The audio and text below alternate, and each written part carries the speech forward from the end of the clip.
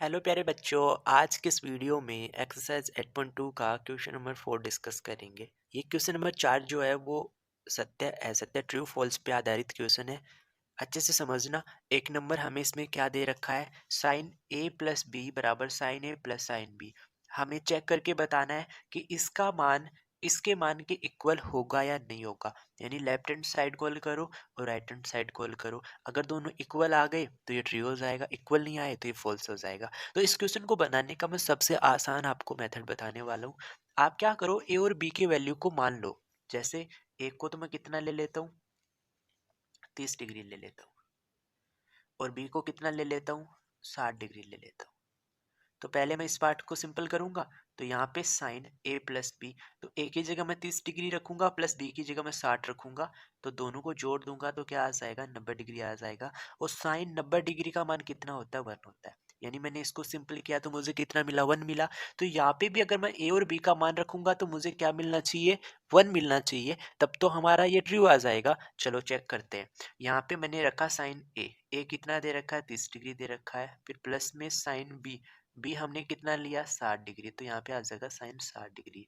अब sign 30 degree का मान कितना होता है, 1/2 होता है। फिर प्लस में साइन 60 डिग्री का मान कितना होता है, √3/2 होता है। तो यहाँ पे मैं एलसीएम ले लूंगा तो एलसीएम 2 आ जाएगा। अब एलसीएम और हर समान है तो अंश ऐसा कैसा लिख देंगे, 1 + √3। क्या आप इसको सिंपल और कर सकते हो, इससे ज़्यादा हम सिंपल नहीं कर सकते। लेकिन हमें इतना पता चल गया कि इसका वैल्यू यानी 1 के इक्वल ये मान नहीं आएगा। और नहीं आएगा तो ये हमारा स्टेटमेंट जो दे रखा वो क्या आ जाएगा, असत्य आ जाएगा, नहीं फॉल्स आ जाएगा।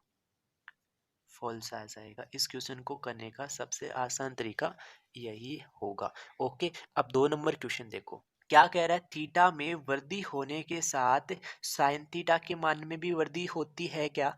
चलो अभी मैं इसको चेक करके बताता हूँ। हम क्या करते हैं, साइन थीटा के मान ले लेते हैं 0 डिग्री से 90 डिग्री तक, जो हमारी ट्रिग्नोमेट्री टेबल में होते हैं वो सारे मैं लिख रहा हूँ। देखो, साइन 0 डिग्री से लेके हम साइन 90 डिग्री के मान लिख लेते हैं। 90 डिग्री तक बीच में क्या क्या आ जाएगा, साइन 30 डिग्री आ जाएगा, साइन 45 डिग्री आ जाएगा, साइन 60 डिग्री आ जाएगा, और लास्ट में साइन 90 डिग्री आ जाएगा। देखो हम थीटा के मान में वृद्धि कर रहे हैं ना। पहले हमने 0 डिग्री लिया, फिर 30 डिग्री लिया, फिर 45 लिया, फिर 60 लिया, फिर 90 लिया। क्या इनके साइन थीटा के मान में भी वृद्धि होती है, अभी पता चल जाएगा। देखो साइन 0 डिग्री का मान ट्रिग्नोमेट्री टेबल से देखो 0 मिलेगा। साइन 30 डिग्री का मान 1/2 मिलेगा। साइन 45 डिग्री का मान 1/√2 मिलेगा। साइन 60 डिग्री का मान √3/2 आ जाएगा। और साइन 90 डिग्री का मान कितना आ जाएगा, 1 आ जाएगा। अब देखो इन सब के अपन मान लिख लेते हैं। जैसे इसका मान क्या है, 0, तो 0 ऐसा कैसे रहेगा। 1/2 को तुम सिंपल करोगे तो कितना मिल जाएगा, 0.5 मिल जाएगा। फिर हमें क्या करना है, एक को डिवाइड करना है किससे, √2 से। तो √2 का मान होता है 1.414। तो एक में हम 1.414 का भाग देंगे तो यहाँ से हमें लगभग 0.70 मिलेगा। फिर हमें क्या करना है, √3 का मान कितना होता है, 1.732 होता है। जिसके अंदर अपन किसका भाग दे देंगे, 2 का भाग दे देंगे। यानी 1.732 में 2 का भाग दोगे तो हमें मिलेगा 0.86। और यहाँ पे हमें क्या मिलेगा, 1 मिलेगा। तो आप यहाँ से क्या समझ पा रहे हो कि अगर हम 0 डिग्री का मान बढ़ाते गए, 0 डिग्री यानी थीटा के मान में अपन वृद्धि कर रहे हैं, तो साइन थीटा के मान में भी वृद्धि हो रही है। पहले 0 था, फिर 0.5 वृद्धि हुई, फिर 0.7 वृद्धि हुई, फिर 0.86 वृद्धि हुई, फिर 1 वृद्धि हुई। यानी ये स्टेटमेंट हमारा क्या है, ट्रू। आई होप सभी स्टूडेंट को समझ में आ गया होगा कि हम इस स्टेटमेंट को ट्रू कैसे बोल पा रहे हैं। मैंने बहुत अच्छे से एक्सप्लेन कर दिया। अब अपन 3 नंबर समझते हैं।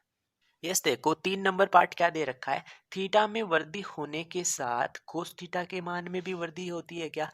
जो 2 नंबर क्वेश्चन था उसका जस्ट अपोजिट है। चलो हम चेक कर लेते हैं। 0 डिग्री से लेके 90 डिग्री के मान लिख लेता हूँ मैं कोस थीटा की। तो कोस 0 डिग्री, कोस 30 डिग्री, कोस 45 डिग्री, कोस 60 डिग्री और कोस 90 डिग्री।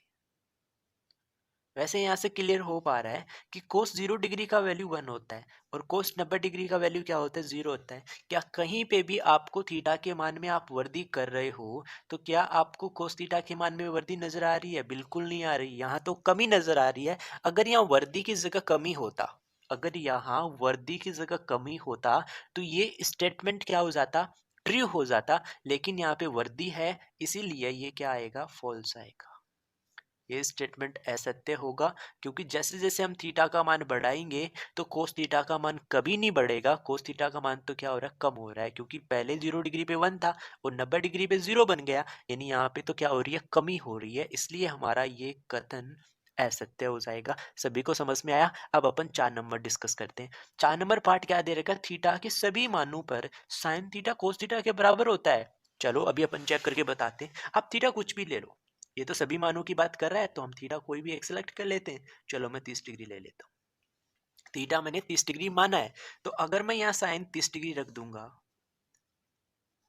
और यहाँ मैं थीटा की जगह 30 डिग्री कर दूंगा, तो क्या ये दोनों मान इक्वल आ रहे हैं? चलो देखते हैं। साइन 30 डिग्री का मान कितना होता है, 1/2 होता है।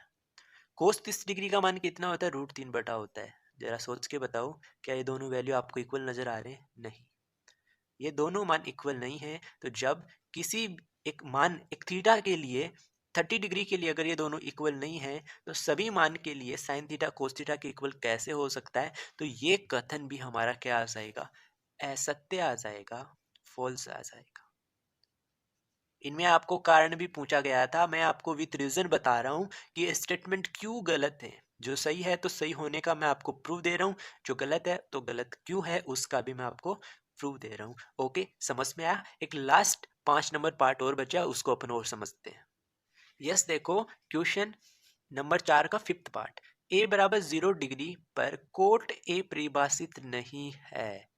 क्या आप ए का मान 0 डिग्री लोगे तो क्या कोट परिभाषित नहीं होगा? यानी कोट 0 डिग्री का मान, जल्दी से अपनी ट्रिग्नोमेट्री टेबल में जाके देखिए कि कोट 0 डिग्री का मान आपने क्या लिखा था। हमने 0 डिग्री का मान इन्फिनिटी रखा था, और इसका मतलब होता है अपरिभाषित। अपरिभाषित। और इसने भी यही कहा है कि अगर आप ए को 0 डिग्री लोगे तो कोट 0 डिग्री का मान परिभाषित नहीं है। बिल्कुल सही कथन है। इसका आंसर क्या आ जाएगा, सत्य। ये स्टेटमेंट क्या होगा, ट्रू होगा, क्योंकि ये स्टेटमेंट क्या नहीं होगा, परिभाषित नहीं होगा। तो आई होप सभी स्टूडेंट को एक क्वेश्चन समझ में आ गया होगा। फिर भी अगर आपको कोई डाउट रहा है तो आप मुझे कमेंट करके ज़रूर बताना। चैनल को सब्सक्राइब करना ना भूले, बेल आइकन को ज़रूर प्रेस कर ले। Okay, thank you for watching video.